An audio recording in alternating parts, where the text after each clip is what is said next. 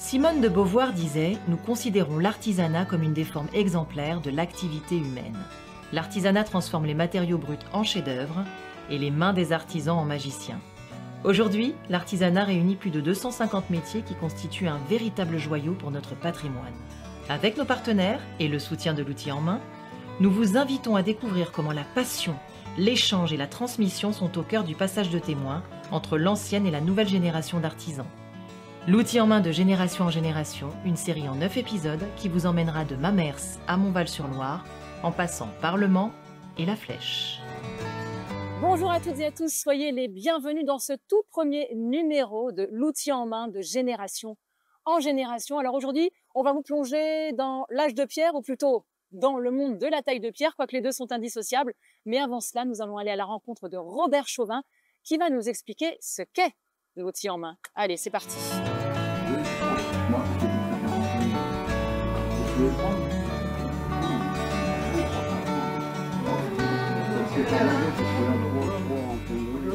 Bonjour Robert, comment allez-vous? Ça va bien, merci. Alors Robert, expliquez-nous ce qu'est l'outil en main.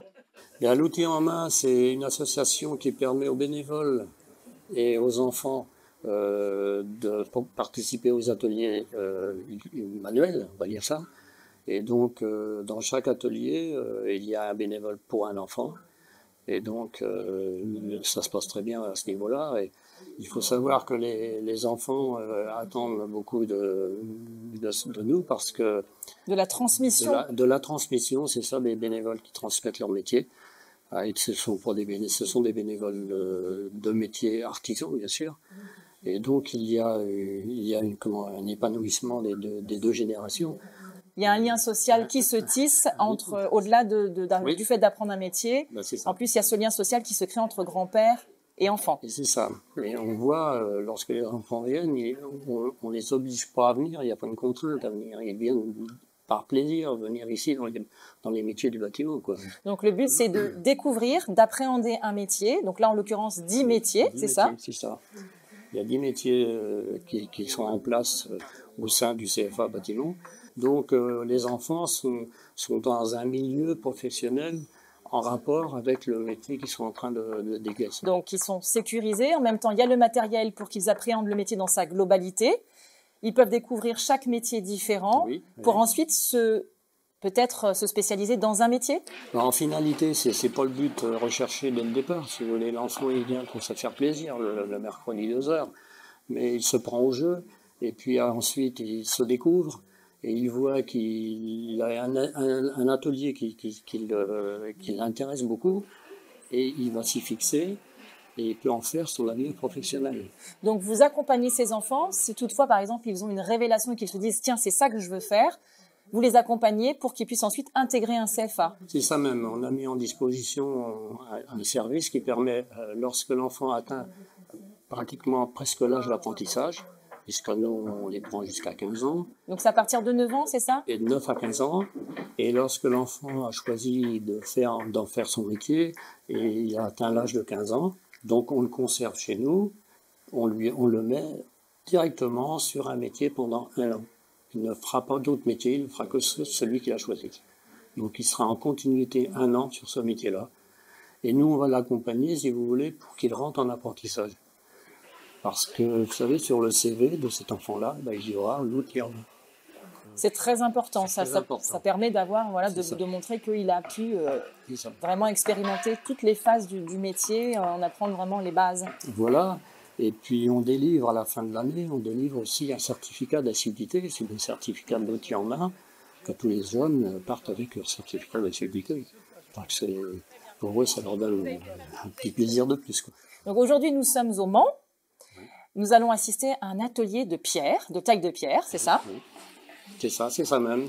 Alors, on va voir le taille de pierre, mais il y a aussi, avec la taille de pierre, on a aussi le carrelage.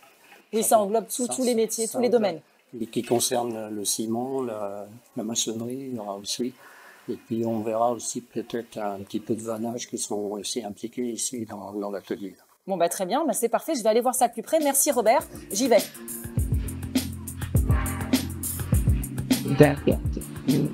Le tailleur de pierre est vraisemblablement l'artisan le plus ancien puisqu'il apparaît au Paléolithique inférieur où il débute des pierres en fonction de ses besoins. Des grandes pyramides aux cathédrales, en passant par les châteaux de la Renaissance, il est l'artisan des grands travaux de son temps dont on apprécie encore le savoir-faire. Aujourd'hui, c'est plus de 4000 entreprises qui sont recensées en France dans la transformation de la pierre, notamment celles qui sont spécialisées dans la restauration des monuments historiques. Ce qui représente 140 pierres calcaires, 130 roches marbrières qui sont extraites de nos carrières, auxquelles il faut rajouter les grès, les granites et les ardoises. Bref, les métiers de la pierre regroupent plein de domaines qui vont justement de l'extraction de pierre au métier de tailleur de pierre, de marbrier ou encore de graveur ou de sculpteur ornemental. Je suis dans l'atelier taille de pierre et je vais retrouver un des formateurs, Manuel Rodriguez. Ici, là. Bonjour Manuel. Bonjour. Vous allez bien? Très très bien. Alors Manuel, dites-nous en 2 mots, qui êtes-vous? Alors, je suis formateur ici à l'atelier de l'UTM. J'ai été formateur pendant 40 ans en entreprise Paris. J'ai formé des jeunes CAP, BP et moi j'étais forcément en BP image, j'étais comment dire, à l'école de Paris de Saint-Lambert.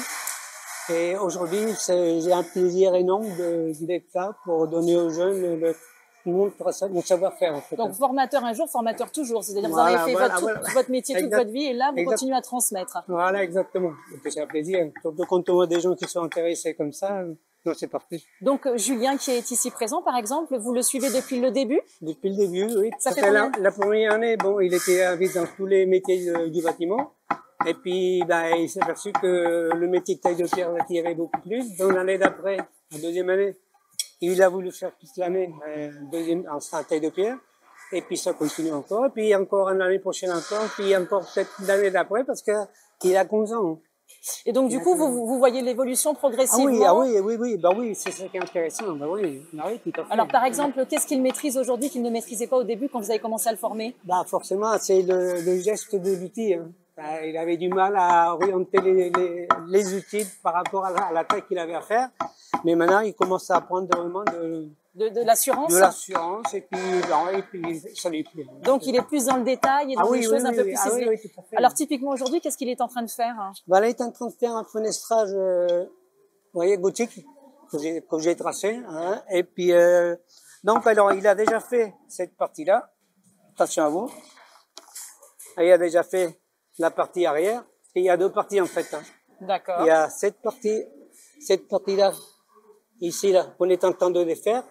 Hein, et de l'autre côté, c'est ce qu'il a fait déjà ici, de ce côté-là. Donc c'est la suite, si vous voulez. Et puis là. Donc là, on est typiquement dans quelque chose qui est en lien avec les monuments historiques. Oui, vraiment la taille pure, la taille de pierre pure. C'est ça, c'est surtout ça. Hein. Et donc ça, ce sont des choses qui se maîtrisent en combien de temps? Disons pour un jeune comme ça, c'est déjà très bien tout ce qu'il fait. Ça, c'est parfait. Et évidemment, il faut qu'on ait un CAP pour 2 ou 3 ans, ça dépend des écoles. Du compagnonnage, parfait. Hein. L'école de ce mur, l'école, comment dire, à Tours, il y a une école à Tours aussi, pour la taille de pierre. Voilà. Mais pour vous, c'est une fierté d'accompagner ces jeunes gens et de leur transmettre. Oui, c'est une fierté pour moi. Ah oui, tout à fait. Oui. De voir donc vous suivez leur évolution même après. L'année dernière, il y a 2 ans, j'avais 2 tailleurs de pierre qui ont été formés par moi à l'outil à main et ils sont déjà en apprentissage. Formidable. Avec des entreprises, vous voyez. Formidable. Hein? En tout cas, l'outil en main, c'est fantastique parce que là, on a les lieux qui sont prêtés gracieusement par le CFA. Pour l'outil en main, de manière à ce que ces jeunes puissent apprendre et découvrir. Exactement. Et puis faire éventuellement leur métier plus tard. C'est surtout ça. C'est formidable, Manuel. Du coup, merci beaucoup. Je vais en parler un petit peu avec Julien, avec le principal intéressé. Bien sûr. Je suis avec Julien, nos apprentis en herbe. Bonjour Julien, quel âge as-tu? J'ai 11 ans. Tu es dans quelle école? Je suis à l'école Saint-Joseph, à côté de la gare. Et tu es en quelle classe? Je suis en 6e. Alors, l'outil en main, tu as découvert l'outil en main comment? Je l'ai découvert, c'est mes parents sur les réseaux sociaux, ils ont découvert l'outil en main. Et ils sont dans le bâtiment ou pas du tout? Pas du tout. Très bien. Et alors toi, donc tu as commencé il y a 3 ans, c'est ça? Oui. Et donc tu as testé tous les métiers du bâtiment pour la première année? Oui. Et est-ce qu'il y en a un qui a été une véritable révélation pour toi? La taille de pierre. La taille de pierre. Et pourquoi la taille de pierre? Parce que j'aimerais bien faire mon métier. Et donc du coup, c'est la 3e année que tu es là, c'est ça? Oui. Donc là, vraiment, tu te formes pour pouvoir ensuite rentrer en apprentissage dans un CFA, c'est ça l'idée? Oui. Oui. Et alors aujourd'hui, qu'est-ce que tu fais? Explique-nous ce que tu es en train de faire. Aujourd'hui, je suis en train de faire une fenêtre gothique. Très bien. Et donc, tu utilises quel outil? J'utilise des ciseaux. Oui. Et puis voilà. Et ça va, c'est pas trop dur à manipuler, à manier, Non, ça va. Et ça va relativement vite, ça prend du temps? Oui. Là, tu as commencé, c'est aujourd'hui que tu as commencé ou ça fait déjà plusieurs semaines que tu es sur ce travail? Ça fait déjà plusieurs semaines. Très bien. Et tu es satisfait du résultat? Oui. Ben écoute, bravo, c'est super, c'est génial. Ça fait plaisir de voir un jeune homme de 11 ans qui a envie de faire ce métier. On est toujours dans l'atelier donc de taille de pierre, mais il y a un autre exercice. Je suis avec Gérard Châtelain qui est formateur. Bonjour Gérard, qui êtes-vous en 2 mots? Gérard Châtelain, je suis tailleur de pierre depuis 40 ans.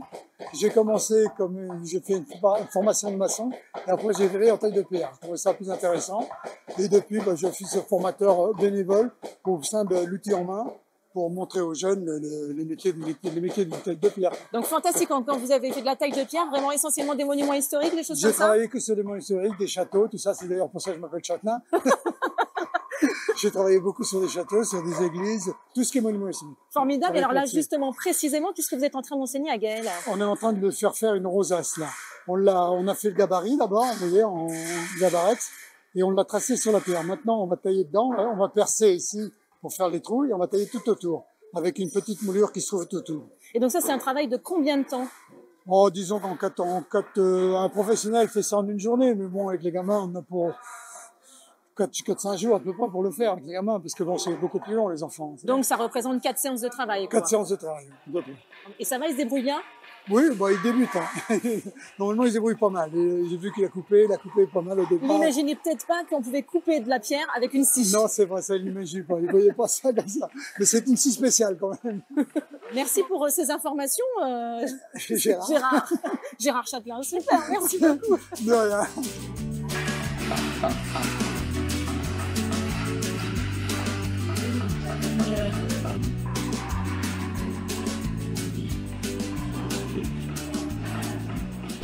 Et bien voilà, c'est fini pour aujourd'hui. Dans le prochain épisode, je vous emmènerai sur le site de la Flèche.